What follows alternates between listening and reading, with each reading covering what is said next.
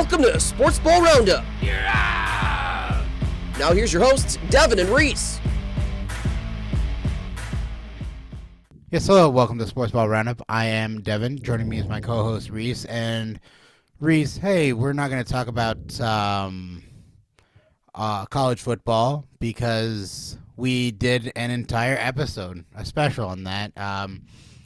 The Bowl special preview show. So if you want to know our insights into the bowl games, go ahead and check that out. But we'll go ahead and start with NBA. The in-season tournament is wrapping up here. The semifinals will be tomorrow. The Pacers will take on the Bucks, and the Pelicans will face the Lakers. The winner moves on to the finals. What date is the finals, Reese?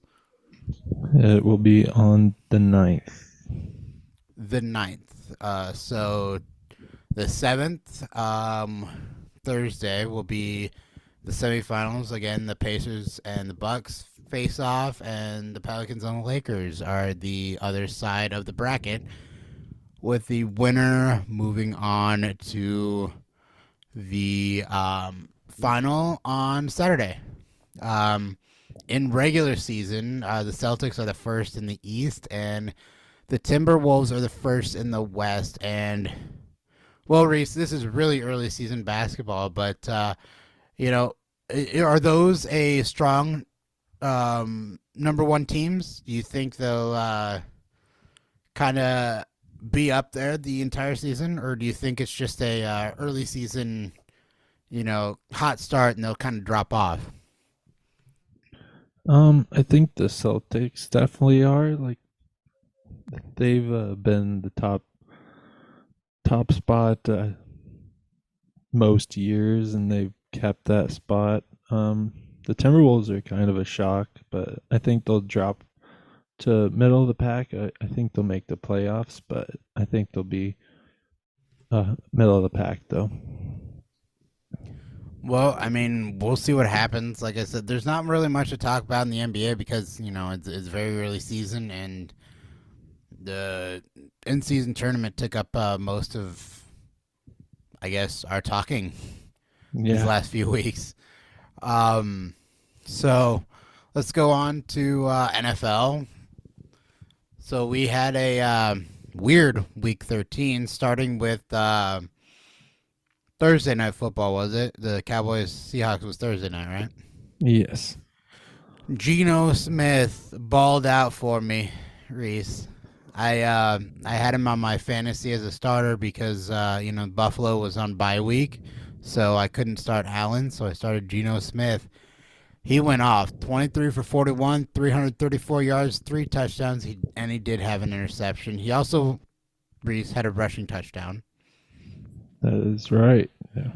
Dak Prescott went 29 for 41, 299 yards, and 3 touchdowns. And, Reese, that was a crazy game. I told everybody at the station, Seahawks +9, because I know that the Cowboys struggle with above 500 teams, and Geno Smith and the Seahawks at that time were 6-5, which is above 500. Yeah. Now, I didn't think that would happen, okay? I thought that by struggling, Dak Prescott wasn't going to have a good game. But he did. It was Dallas's defense, their pride and joy of their team, that let him down. I mean, I was scared going into Week 13. I had a tough matchup because my opponent for fantasy had Brock Purdy.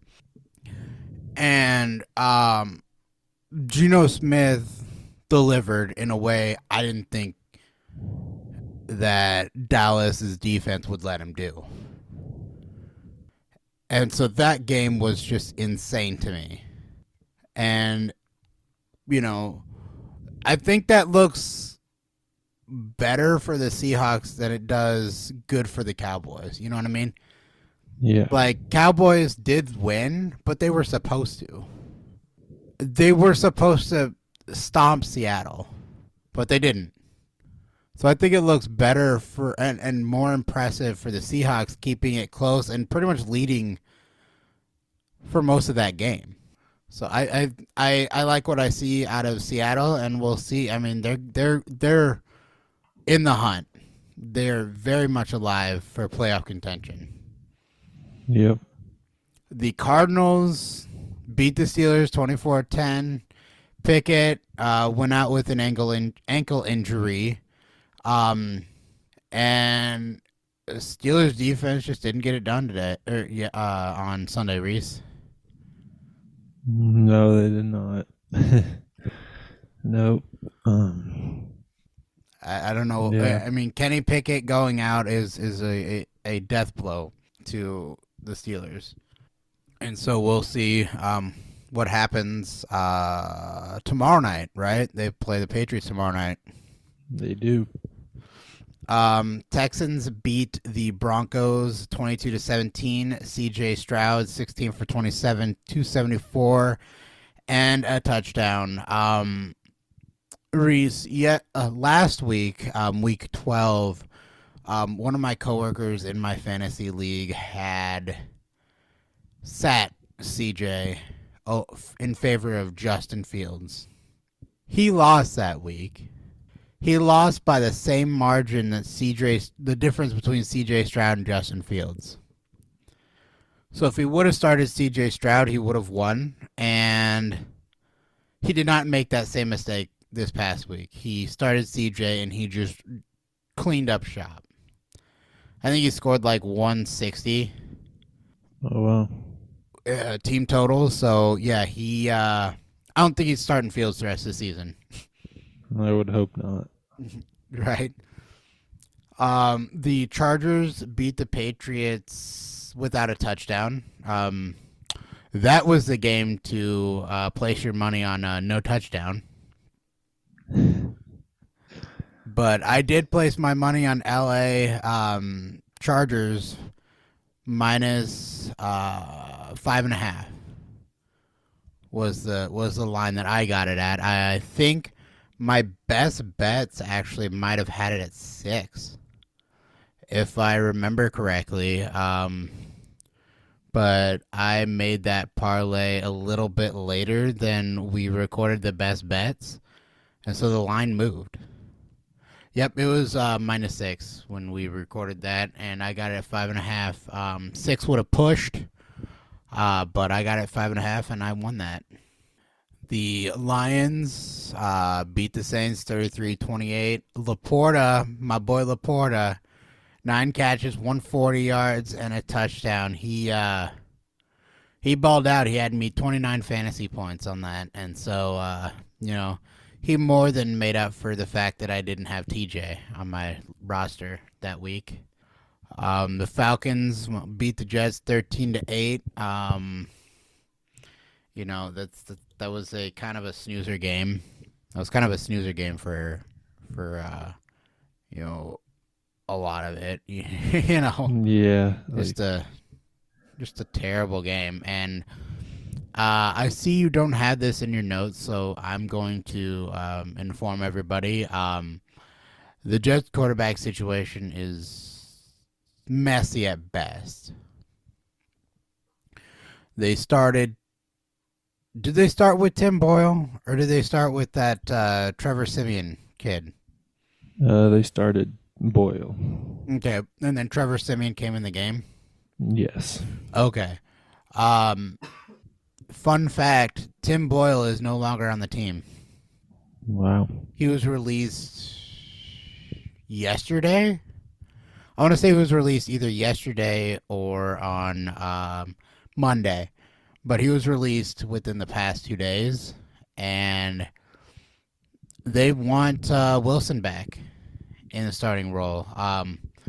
So what had happened was coming into Week 13, Wilson had the third string designation. So Tim Boyle was the starter, Trevor Siemian was the backup, and then Zach Wilson was the third string. They quickly realized that that was a mistake and that Zach Wilson is the best quarterback that is healthy on their team. So what happened after the game is they released Tim Boyle, and they had asked Zach Wilson to reclaim his starting role. They want him to start again. And you know what Zach Wilson said, Reese? What did he say? I'll think about it. That is no joke. That is actually what happened. And I don't blame the kid, man. I mean, is he a franchise quarterback? No. He's probably a career backup level quarterback. But he's not as bad as, people say he is. I think it's due to the fact, the Jets have an awful offensive line. And they, don't I feel like all of their plays were drawn up in the offseason for Rodgers. And Zach Wilson is not Rodgers. Right. And they're trying to force Wilson to make plays and to run plays built for Rodgers, and that's just not a recipe for success. So I don't think that Zach Wilson is as bad as everybody says he is. The deck is stacked against him. I mean, I don't think I don't think he's a starter caliber player, but I don't think he's as bad as people say he is. The Colts beat the Titans in overtime, 31-28. Gardner Minshew, 26 for 42, 312 yards and 2 touchdowns. Wow. Miami -9 should have been Miami -15. Or maybe even more than that. Right. They blow out the Commanders 45-15. Tyreek Hill, 5 catches, 157 yards, 2 touchdowns. He had 2 catches, and he was already at 80 yards. It was crazy. That Tyreek Hill is just a freak of nature, and literally Tua's favorite target because he can just burn everybody on the back end. It's just nuts. The Bucks beat the Panthers 21-18. Mike Evans had 7 catches for 162 yards and a touchdown. And then we've got the Rams beating the Browns 36-19. Matt Stafford, 22 of 37, 279 yards and 3 touchdowns. The 49ers, I don't even want to say take down the Eagles. They destroyed them. 42-19. Brock Purdy, 19 for 27, 314 yards, 4 touchdowns, and becomes the second quarterback to beat the Eagles. Take a guess on the other quarterback, Reese. Let's go with Baker Mayfield. Oh, so close. Zach Wilson. Oh, of course. Of course. I knew that. Right? And then Sunday Night Football had the Packers upsetting the Chiefs 27-19. Jordan Love went 25 for 36, 267 yards, and 3 touchdowns. Reese, that game was my reward for keeping the faith on Jordan Love. That was my reward for people saying, oh, you really think Jordan Love is the starter? You really think he's going to be the next face of the franchise? He doesn't look that great. Well, Reese, 2 upsets in a row, I think, is evidence enough that Jordan Love is starting to put it together. And the Packers continue to have the correct formula on how to draft and develop quarterbacks. Yeah, and they're even in the playoff conversation. They're right in the mix for the last spot in the playoffs. They could even, get to the first playoff spot if they keep playing like this. I mean, they're definitely not out of the division. But yeah, they're on the rise. Because I think that that game, the Chiefs game, has all the upside in the world for the Packers. I mean, they figured out how to use Jordan Love and the young weapons on the offense effectively. So that says a lot about Jordan Love. Says a lot about the young talent surrounding him, and that also says a lot about Matt LaFleur in figuring out how to game plan around a young team. And so I loved what I saw with the Packers. I mean, we've got to address the last minute of that game because the officiating was awful. Okay. Everybody wants to point to that egregious no-called PI, on Valdez-Scantling that would have put them at, I don't know, first and 10 at the 11 or maybe first and goal, somewhere around the 10-yard line. But I feel like that was a makeup call for 2 plays ago when Patrick Mahomes scrambled for a first down on a broken play and Jonathan Owens hit him while he was in bounds, and then the refs flew a flag for unnecessary roughness for hitting a guy while he was in bounds. Because Patrick Mahomes was not a passing quarterback at that point in time. He was not a defenseless receiver. He was a runner. You had every right to hit him because he was still in bounds too at that time. You had every right to hit him and try to stop him from gaining anything greater than that. And then the refs threw the flag for no reason. So, called unnecessary roughness. I think it was like a 15-yarder, wasn't it, Reese? Yeah. Yeah, it was. I mean, he had the first down anyway, but it came with an automatic first down. And so I think that the no-call PI on Valdez-Scantling, I do agree that was pass interference. I mean, dude was draped all over him. I agree that was, but I think it was a no-call because they got the roughing or the unnecessary roughness call wrong. And then the other thing that had happened, they Patrick Mahomes scrambled and threw a Hail Mary at the end of the game. And, they wanted pass interference on Packers defense for, like, two-hand shoving Travis Kelce. And it's like, nobody's going to call that. No official's going to call that because it's a Hail Mary scrum. I don't know if it meets the criteria of a catchable ball. And I don't know if the refs can fairly call that because you can call PI on pretty much anybody in that bunch for pushing and shoving and trying to get position over one another. So I think that was the correct no call there at the end of the game.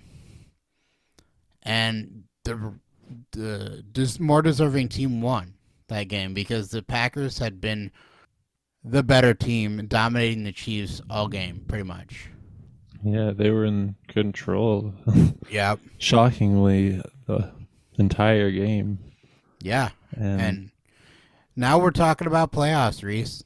I mean, Packers move up to 500 at 6-6 and tied with Minnesota for a wild card spot. And I think Packers have a better shot at it because you look at what happened in the Minnesota-Chicago game and you look at what happened in the Packers-Chiefs game.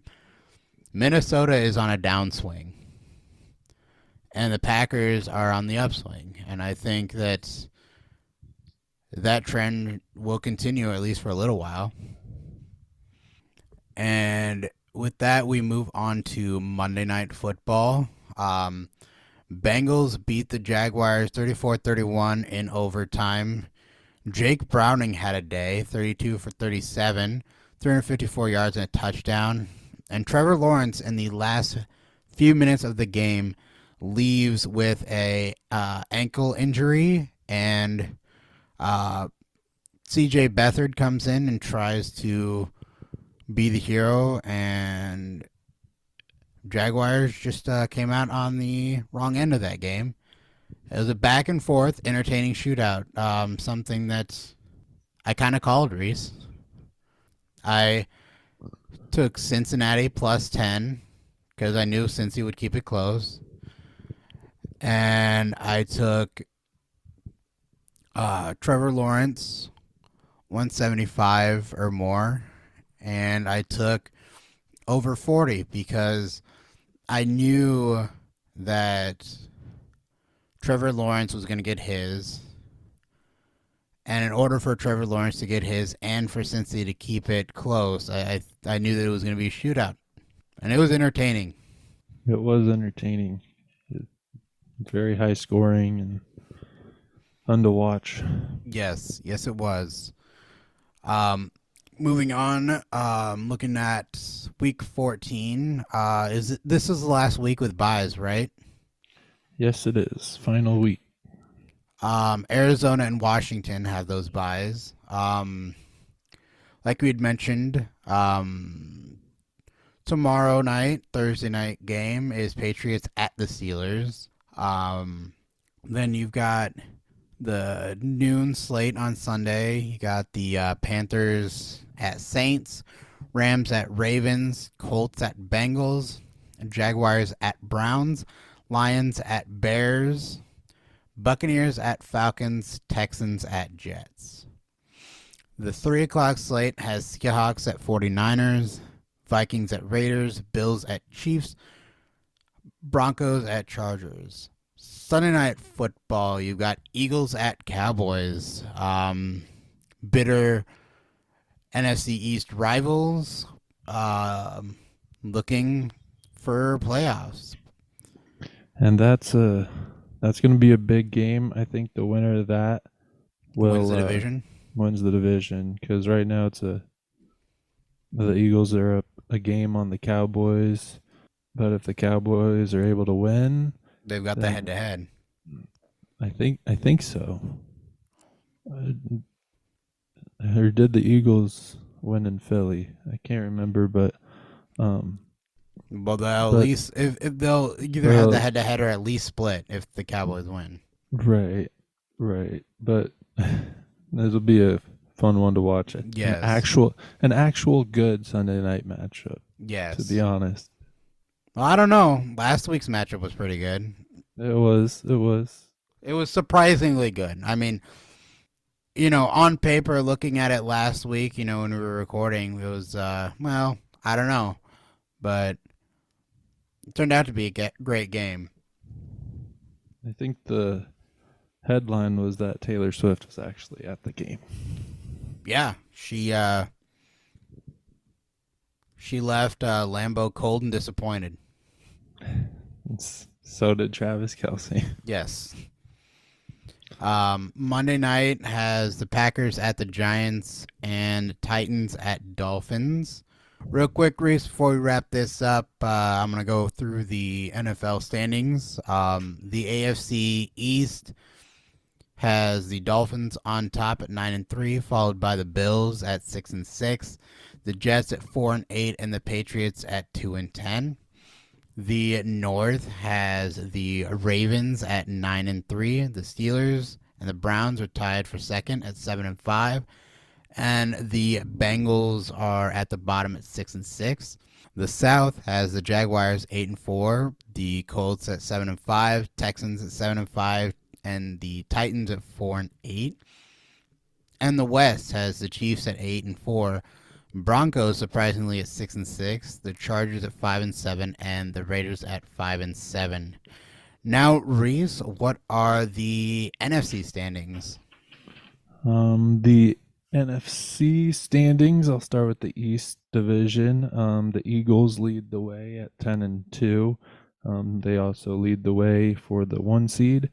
Cowboys 9-3 in second. We just mentioned their Sunday night matchup. Giants 4-8, and the Commanders on bye in last place at 4-9. In the North Division, the Detroit Lions lead the way at 9-3. Vikings and Packers both at 6-6, and the Bears in last at 4-8. In the NFC South, we got the Falcons leading the way at 6-6. The Buccaneers and Saints both at 5-7, and then the Panthers a whopping 1-11. And finally, the West Division, the 49ers lead the way at 9-3, the Rams at 6-6, the Seahawks also at 6-6, and the Cardinals on by 3-10. All right, Reese. Well, we'll keep an eye on the standings as the season progresses and the playoffs get closer and closer. But for Reese, I am Devin. You've been listening to Sportsball Roundup. Have yourselves a wonderful day.